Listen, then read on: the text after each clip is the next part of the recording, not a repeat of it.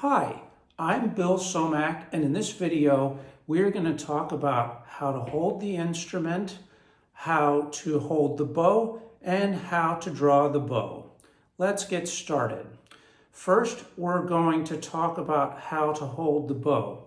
So you'll see here we have the frog and the stick.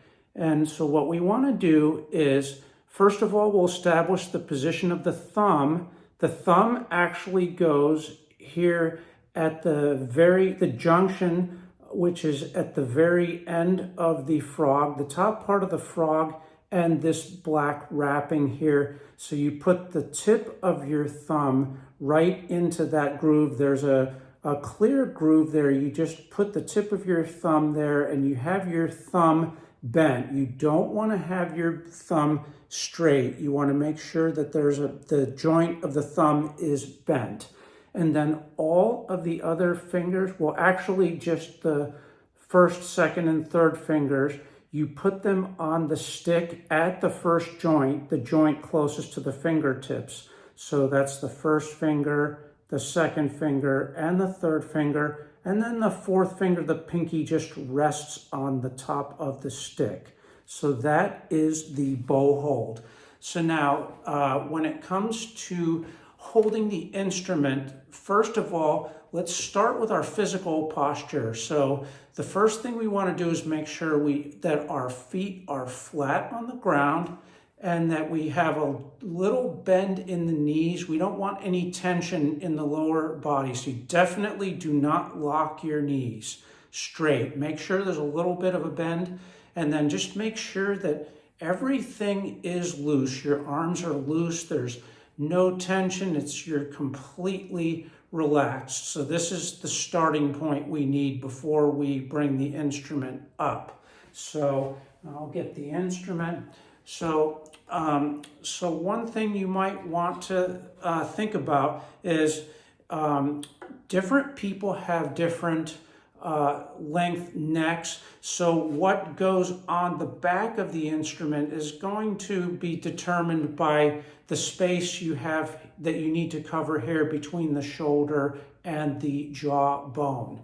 So I have this. Some people use sponges or various other kinds of cloths. So you want to make sure that the instrument can rest comfortably on your shoulder.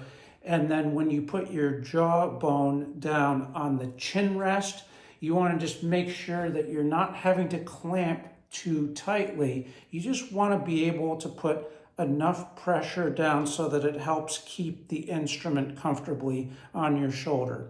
So now there's also positioning in relation to the front and the side. So that would be the angle of the instrument either towards the front or towards the side. So this usually is determined by how long somebody's arm is. So for people with longer arms, it's typically necessary for the instrument to be wider rather than towards the front, and it would be the opposite if you have shorter arms.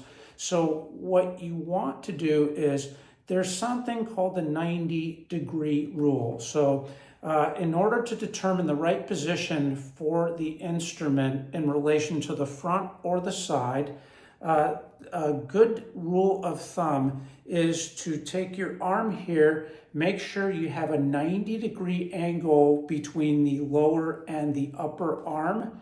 And then when you put the instrument on your shoulder and you put the bow on the string, if you put the bow on the string right in the middle with your arm angle at 90 degrees, and you see if the bow is straight. So a good idea would be to get in front of a mirror so that you can see what you're doing, or you can videotape yourself with your phone camera and just reverse the angle so that you're seeing yourself, so that can act like a mirror. So you want to make sure that when you put the bow on the string directly in the middle, that you can see my bow is straight. So I know that this is a good angle for me to have the instrument in order for the bow to be going straight.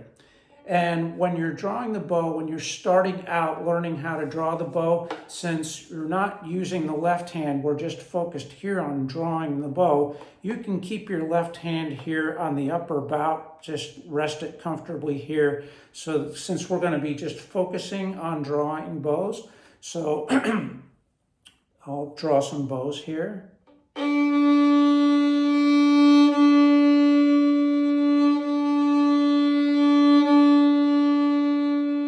So something important with the mechanics of drawing the bow is to make sure that your right wrist is very flexible and your fingers are flexible as well. You don't want this to be stiff or locked.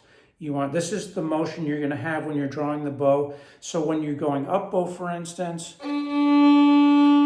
what you do is before you change strings, you move the wrist in the opposite direction before you make the direction change in the bow. So if you're going up bow, it's going to look like this.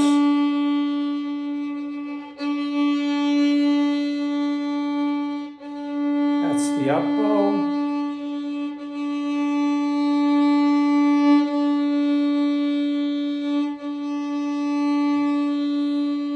So you can practice on all four strings. A good thing to practice is to just do a long, short sequence. So you can do it in different parts of the bow.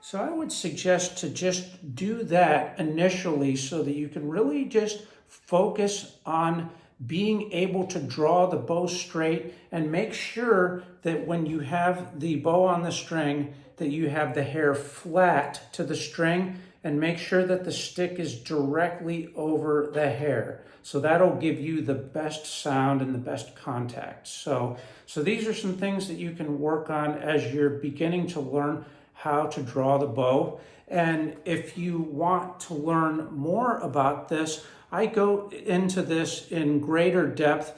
I have a detailed method which goes over these beginning basics in much more detail. So you can click the link in my profile to get to my course. I have subscription plans, a monthly and yearly subscription plan. If you're serious about learning the violin at this point, you might consider getting on a subscription plan and getting into the more detailed material in my method. But for now, these are some good things to start with.